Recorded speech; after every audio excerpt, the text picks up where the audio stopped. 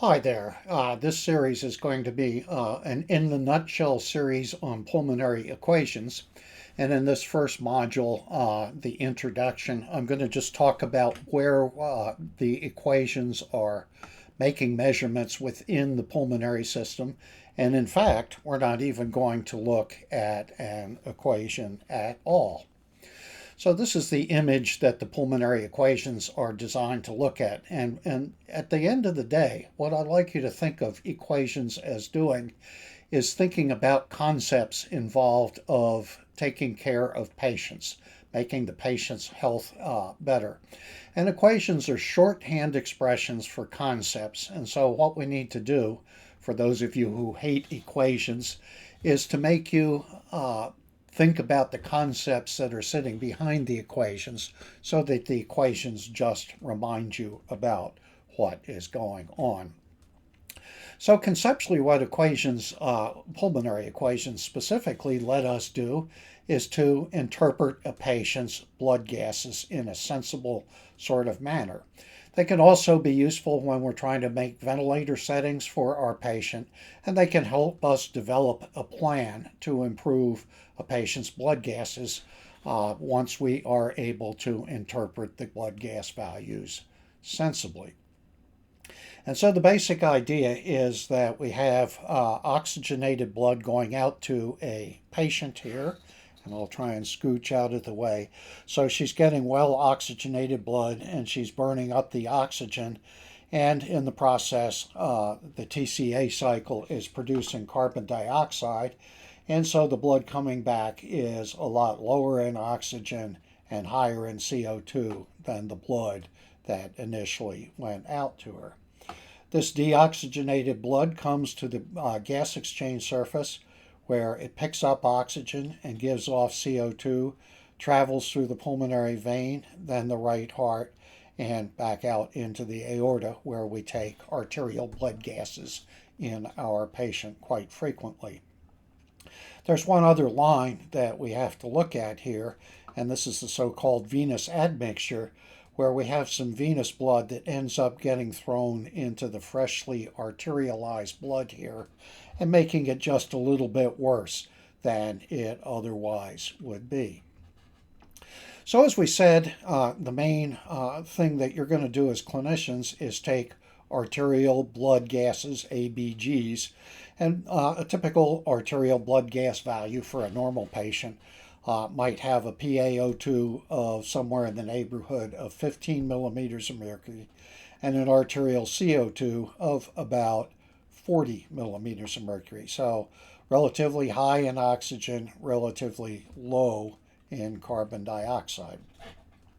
The venous blood coming back has way less oxygen in it. So if we looked at a mixed venous sample, the PO2 may be about 40 millimeters of mercury, and there's about 5 millimeters of mercury more CO2 in this patient at rest coming back in the mixed venous blood.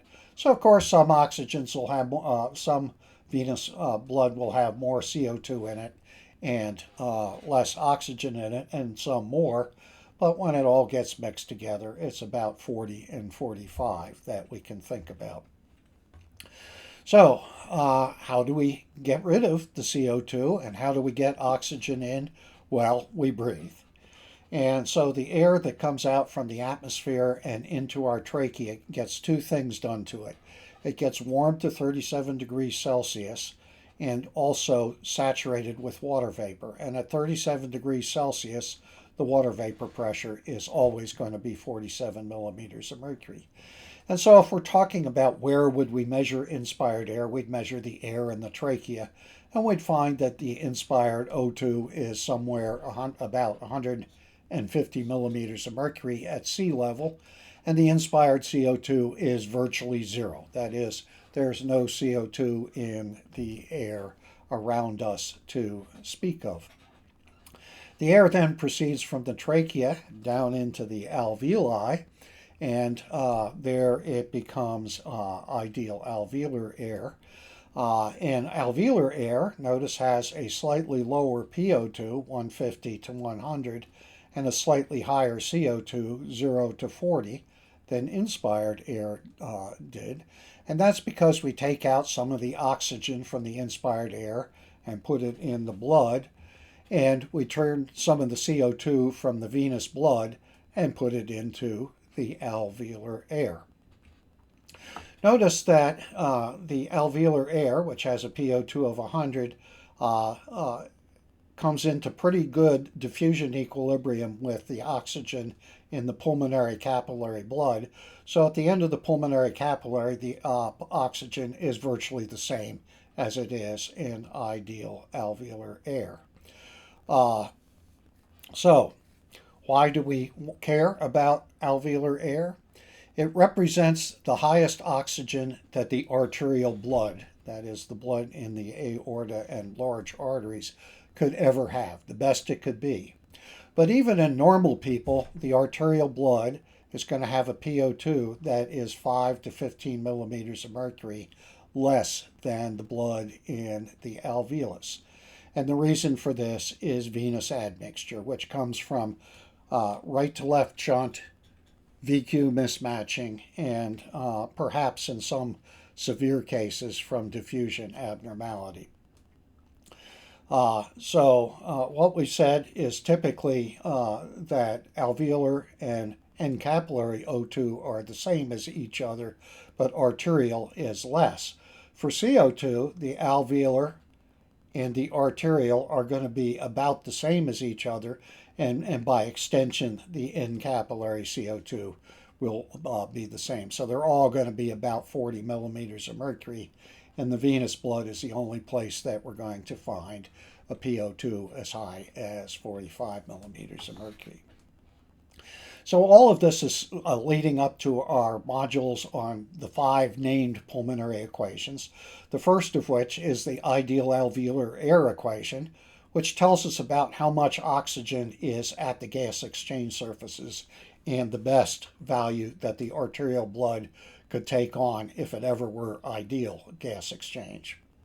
The second equation is called the alveolar ventilation equation, and that allows us to interpret a patient's arterial CO2 when we do an arterial blood gas. And virtually, the alveolar ventilation equation tells us that high CO2 means hypoventilation and low CO2 means hyperventilation. The third named equation is the Bohr equation, and that tells us what fraction of air we move into and out of our lungs as we breathe that doesn't do us any good. It's ineffective air that we move in and out of our lung. And basically it tells us about the fraction of ventilation that is dead space. The equivalent equation for blood flow is called the venous admixture equation, and that tells us what proportion of pulmonary blood flow is ineffective. So typically in the range of about 6%. And the last equation is the Fick equation, which relates the rate at which we're consuming oxygen to the blood flow, or cardiac output in this case, and the rate at which the systemic tissues extract oxygen. So we'll look at each of these equations and try and come back to the fundamental concepts that underlie them in the subsequent modules. Thanks for listening.